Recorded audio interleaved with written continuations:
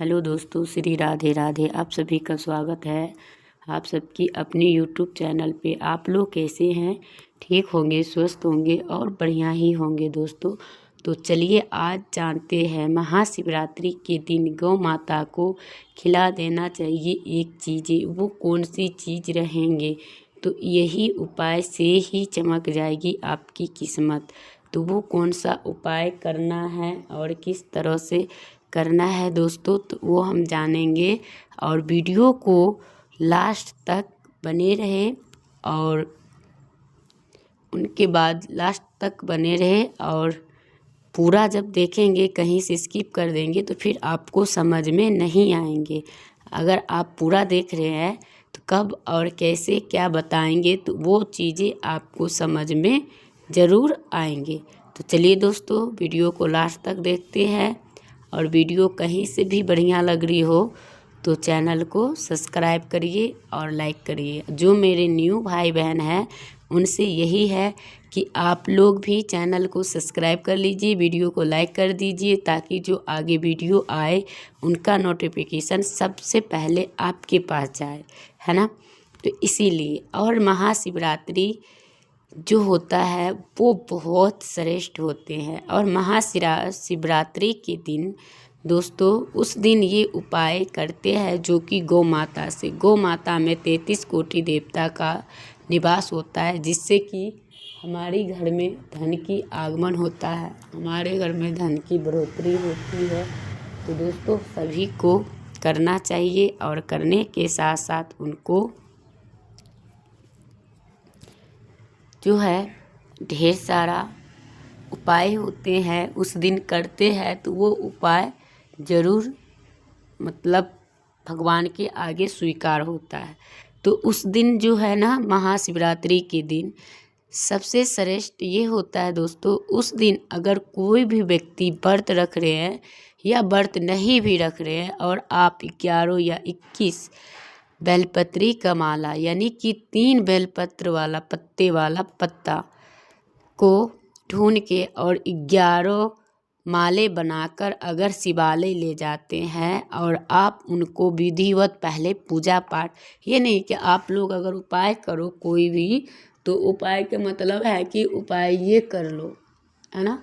तो ये चीज़ जो कर रहे हो तो वो नहीं करना है। पहले तो आप पूजा जैसे डेली करते थे तो ऐसे ही किसी को मनाना हो तो पहले क्या किया जाता है, पूजा।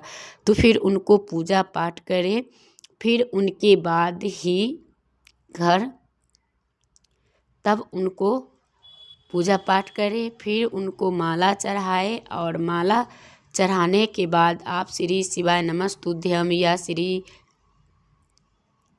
शिवाय नमस्तुभ्यम से तो कोई बड़ा शब्द ही नहीं है। और उस दिन जैसे कि हमारे कारोबार, हमारे व्यापार, बिजनेस पे नज़र गुजर लगा है, तो महाशिवरात्रि के दिन दूसरा उपाय ये है कि अगर आप महाशिवरात्रि के दिन भी श्री शिवाय नमस्तुभ्यम अपने मुख्य द्वार पे लिख लेते हैं, चाहे वो पीला चंदन से हो चाहे अष्टगंध पीला चंदन से, जो से और गंगा जल में घोल के और आप बना लेते हैं, तो यकीन मानिए कि आपका जो बुरी नज़र लगे हुए थे वो नहीं लगेंगे और आपको घर में सुख समृद्धि आएगी और नज़र गुजर जो है वो हट जाएंगे।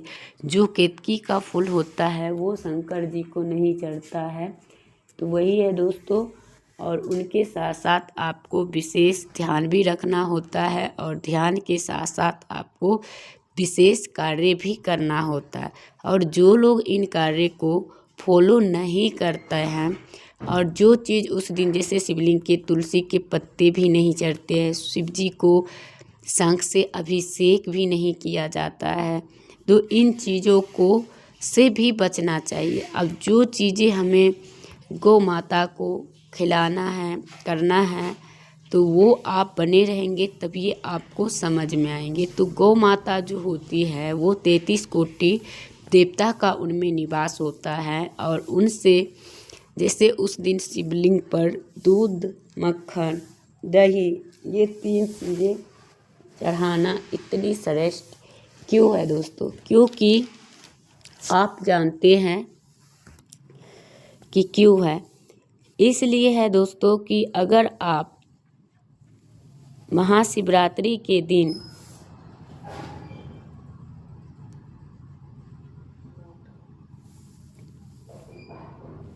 करते हैं तो महाशिवरात्रि के दिन आपको ये उपाय कर लेते हैं तो आपको बहुत ज़्यादा फल मिलता है और बहुत ज़्यादा लाभ मिलता है।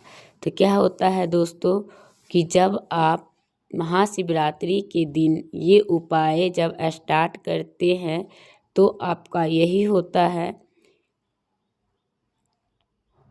जो करना चाहिए हर एक व्यक्ति को, और वो ये होता है जब अगर नहीं कोई करते हैं तो उनको ये होता है कि अगर शिवलिंग पे दूध और जल चढ़ाते हैं मिश्रित करके, और कितने लोग का अनजान में ये भी नहीं जानते हैं कि हाँ इसमें चीनी नहीं डालना, हाँ चलो पंचामृत बना रहे हैं तो अभिषेक में मतलब किया जाता है। और जैसे दूध और जल मिला के जो शिवलिंग पर अब जल चढ़ाया जाता है वो जल से हमारे शत्रु नाश होता है, हमारी अनेक मनोकामना पूरी होती है।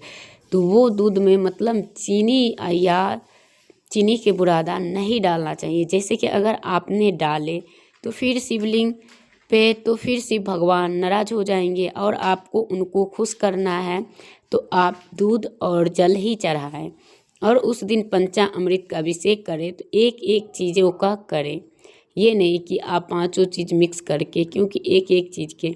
और जो लोग अपने घर में सुख समृद्धि यानी शांति चाहते हैं तो वो दही का लेपन भी कर सकते हैं। जब दही का लेपन करें तो शिवलिंग पे पूरे के पूरे, तो आप उन पे कुंदकेश्वर महादेव के नाम से लेपन करिए और फिर 1 लोटा शुद्ध जल चढ़ाए। और जब भी जल चढ़ाए तो शिवालय जाए तो अपने पैर में चप्पल जूते पहन के मत जाए, क्योंकि जैसे आप चप्पल जूते पहन के जाएंगे तो आपका जल जो है वो दूषित हो जाएगा और आपको दूषित माना जाएगा।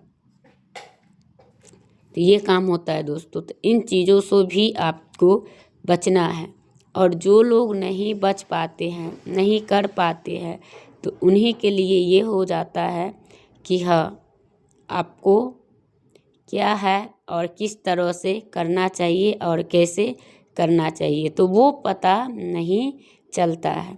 तो यही है, और उनके बाद आप जो है कर रहे हैं तो करिएगा। और यहाँ पे जो है 33 कोटि देवता का निवास होते हैं गौ माता का। तो उस दिन शिवरात्रि महाशिवरात्रि के दिन जानते हैं कि नंदी बाबा जो है उनकी कितनी महत्व होती है, और जो मनोकामना नंदी बाबा के कान में बोले जाते हैं वो श्री शिव जी के पास तुरंत जाते हैं। क्यों जाते हैं? क्योंकि नंदी बाबा के और शिव जी के कुछ ऐसे ही दिलचस्प कहानी है जिन पे आप लोग जानते हैं, और वो उनकी बहुत करीब रहती है। जो माता पार्वती भी नहीं जानते वो हमारे नंदी बाबा जानते थे। तो वही है, और उनके बाद आप लोग जानते होंगे तो आप लोग जय नंदी बाबा कमेंट में भी लिख सकते हैं, और मैं भी देखूं कि इस वीडियो को कौन कौन भाई बहन लाइक करते हैं, कौन कौन सब्सक्राइब करते हैं, और कौन कौन इनको ज़्यादा प्यार और स्नेह देते हैं। तो चलिए, और उनके बाद गौ माता का उस दिन स्नान ध्यान भी करवाए। जिनके पास है गौ माता के ज़्यादा गंदगी में ना रखे, गौ माता का कोई बीमारी हो, कुछ भी हो, कोई तरह की रीजन, उनको फ़ौरन ही दिखाए और उनको सेवा करें। तो दोस्तों यही है, और उनके बाद जो है वो उपाय करने से किस्मत चमक जाती है। और किस्मत इसीलिए लोग कहते हैं कि इन उपाय को ज़रूर करना चाहिए, जिससे कि आपको घर में सुख समृद्धि हो और मिलेगी। तो चलिए दोस्तों, आप वीडियो को लास्ट तक देखते रहिए और जानते रहिए।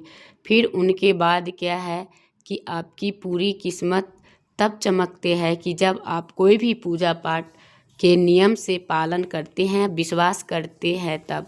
तो उस दिन आपको क्या करना चाहिए कि शिवलिंग के दोनों टाइम दीपक जलानी चाहिए, वो भी गौ माता का।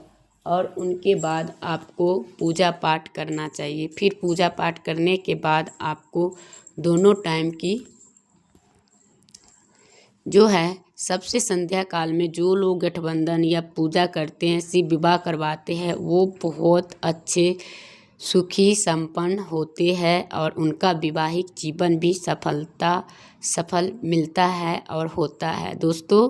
तो यही है, और जो लोग ये कार्य नहीं कर रहे हैं तो उनके लिए भी सोचना ज़रूरी है कि वो शिवलिंग में जाए, और रक्षा सूत्र से भी आप करवा सकते हैं, ज़्यादा सामग्री नहीं है। और जो भाई बहन समर्थ है तो वो ये उपाय ज़रूर करें कि उस दिन सिंगार का दान कर सकते हैं। उस दिन बेलपत्री, धतूरा, भांग जो भी चीज़ मिले इनका पसंद का वो चढ़ाना चाहिए। इससे आपके बहुत, और उस दिन शिवलिंग पर चाहे कुछ भी मिले छोड़ना मत और उठा के ले आना है। अगर आपको धन की प्राप्ति होगी तो पीला वस्त्र में बांधें, अगर आपको प्रेम का यानी दोनों पति पत्नी में प्रेम चाहिए तो आपको लाल वस्त्र में बांधना है, जो चीज़ आप उठा कर लाएंगे तो यही है दोस्तों। और उनके बाद जो है जो भाई बहन मतलब गौ माता के उस दिन खिला देते हैं ये एक चीज़, जैसे कि आप गौ माता का बढ़िया से सात्विक भोजन जो पहले बनाए उस दिन, तो आप सबसे पहले पूरी हलवा बनाएंगे, तो पूरी हलवा उनको डाल के या गुड़ पूरी खिला सकते हैं। और खिलाने के बाद आप उनको दोनों चरण और कंधे छू के स्पर्श कर लीजिए और कह दीजिए, तो देखिए आपका मनोकामना और आपके ये उपाय करने से ही चमक जाएगी किस्मत। क्योंकि इनका कांटेक्ट महादेव से होता है और ये तुरंत ही शीघ्र ही पहुंचाने का कष्ट करते हैं, तो इसलिए दोस्तों आपको करना चाहिए। तो चलिए आप लोग बने रहिए और इसी तरह से करते रहिए। और जो भाई बहन नहीं कभी करे हैं वो भी करके ज़रूर देखिए, तो उस दिन पूरा होते हैं। और उस दिन जो पूजा करने का महत्व है तो आप लोग जानते हैं, एक शिकारी था और उन्होंने रात भर में एक बेलपत्री, मतलब बेलपत्र से क्यों महादेव प्रसन्न होता है, उसी दिन से कहा गया है कि एक शिकारी शिकार खेलने गया था लेकिन उनका कोई शिकार नहीं मिल रहा था। तब तक वो बैठे बैठे क्या बेलपत्र के पेड़ पे उनके पत्तियां तोड़ तोड़ के गिराते रहे और नीचे में शिवलिंग थे। उस दिन महाशिवरात्रि थी, तो शिव भगवान इतने पसंद हुए जो वो अपने रूप प्रकट हो गए और उनको जब दर्शन मिला तो वो आदमी मोक्ष की प्राप्ति हो गए। तो यही होता है दोस्तों, शिव भगवान का इतना प्रिय होता है वो चीज़ें जो आप चढ़ाएंगे तो उससे ही शिव भगवान प्रसन्न हो जाएंगे और आपको इतनी मेहनत भी करने की ज़रूरत नहीं। उस दिन अगर आपके घर में बेल या समी के पौधे हैं तो उन पे भी घी का दीपक ज़रूर जलाएं, जिससे कि आपके घर में जितनी सारे दुख थी वो दूर हो जाएंगे और आपके घर में सुख समृद्धि ज़रूर से आएंगे। तो यही सब होता है दोस्तों, और वीडियो को लास्ट तक देखते रहिए और पूरा करते रहिए। और जब कोई भाई बहन ऐसे उपाय करते हैं तो उनके लिए अच्छा और सुखद ही होता है। और जो लोग इन उपायों से वंचित रह जाते हैं तो फिर वो कभी जब मानसिक शिवरात्रि पढ़ते हैं तब आप उनको करना चाहिए। लेकिन ये जो महाशिवरात्रि होती है बहुत ज़्यादा इसमें संपूर्ण नियम होता है, बहुत ज़्यादा फल मिलता है, बहुत ज़्यादा लाभ मिलते हैं। जो लोग कर लेते हैं उन्हीं को, जो नहीं कर पाते तो उनको क्या ही होगा। यही चीज़ें होते हैं दोस्तों, तो आपको करनी चाहिए और करने के साथ साथ आपको बहुत सारे फ़ायदे भी होते हैं। और जो भाई बहन नहीं कर पाते हैं और नहीं करते हैं तो उनके लिए कोई फल मिलता ही नहीं। तो चलिए आप लोग अब जान गए होंगे तो ज़रूर करेंगे, और नहीं जाने होंगे तो नहीं करेंगे। तो यही है दोस्तों, तो आपको करना चाहिए और उनके बाद करने के साथ साथ आपको इन नियम का पालन करते हुए आप करेंगे। और उस दिन जो है किसी भी भिक्षुक भिखारी को अपने द्वार से निराश लौटाने का एक ही कारण है कि आपके घर में दुख दरिद्रता का निवास होगा और आपके घर में मानसिक स्थिति जो है वो ख़राब होगी और आपकी धीरे धीरे करके कर्ज बढ़ जाएंगे। तो इसलिए दोस्तों वीडियो करूँगी यहीं पे एंड, फिर मिलूँगी एक नया वीडियो के साथ। तब तक के लिए श्री राधे।